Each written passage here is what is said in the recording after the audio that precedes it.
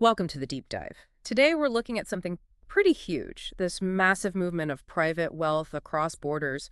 It's being called wealth migration. Yeah, it's happening right now, and the scale is unprecedented, really. Absolutely. And our goal here isn't just to report the numbers, but to really dig into the why.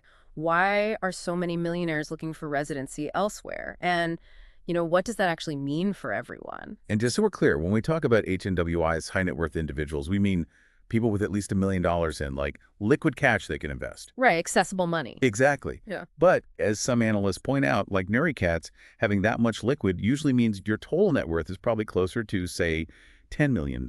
So these are seriously wealthy individuals. Okay, got it. So let's talk scale then. The projections are pretty staggering. For 2025, we're looking at a record 142,000 HNWIs expected to get residency somewhere else. And it doesn't stop there. The forecast for 2026 climbs even higher, up to 165,000 people. Wow. So who's gaining and who's losing in this shift? Well, there are clear winners and losers emerging. The UAE is still top of the list, projected to pull in about 9,800 HNWIs in 2025. It's way up from before. Yeah.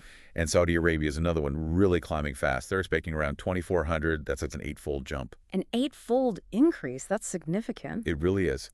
On the flip side, the UK is facing the biggest outflow they've ever recorded.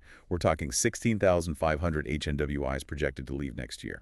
16,500. That's huge for the UK and China. China's the second biggest loser in terms of numbers, looking at about 7,800 HNWIs leaving. Okay, let's unpack this a bit. Why does this movement of wealth actually matter? Is it just, rich people moving? Well, no, it's much more profound than that. It signals a real shift in global economic influence. Countries are basically competing now, not just for talent, but directly for capital. Competing for the money itself. Precisely. Take the UAE again. Yeah. They've consciously transformed themselves into what you could call a global wealth hub. They did it through really comprehensive policy changes. And the impact. The estimated collective wealth drawn in is somewhere around $63 billion in investable assets. That's serious economic power shifting. 63 billion. Yeah, that definitely puts it in perspective. But there's a nuance here, right? Nuri mentioned something about this migration sometimes being more of a plan B. That's a really important point. For many, it's about getting the paperwork, securing residency, or even citizenship, but not necessarily packing up and moving lock, stock, and barrel from, say, the UK or their home country. So they get the option, the safety net, without always physically relocating. Exactly. It's a strategic move. It gives them options, flexibility, and it changes the dynamic, How much can a country truly count on the wealth of its citizens if they have a foothold elsewhere? Interesting. So let's get back to the why for the top spots. What makes places like the UAE so incredibly appealing? It's really a package deal. They have deliberately welcoming immigration policies, zero income tax, which is a huge draw. A big one, yeah. World-class infrastructure, political stability, or at least the perception of it, and a regulatory environment that's seen as pro-business, treating capital as a partner rather than prey, as some put it. And they keep refining things. Right, like their Golden Visa program from 2019, they tweaked it again in 2022 to make it accessible to more people. Yeah. Plus, you can't discount the lifestyle appeal. Okay.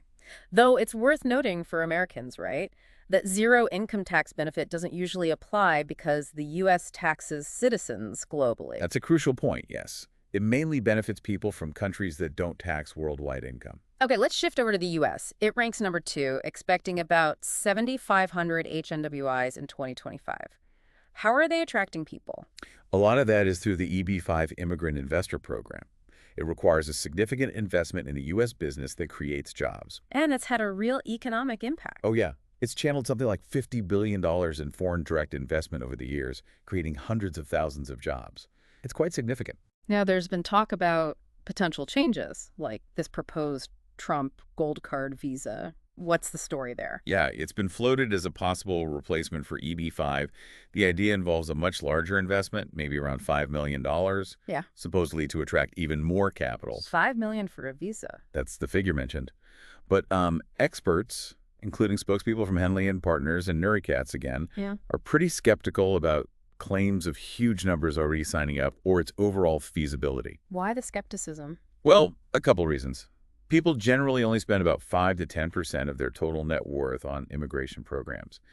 So to comfortably afford a $5 million visa, You'd likely need a net worth around $100 million.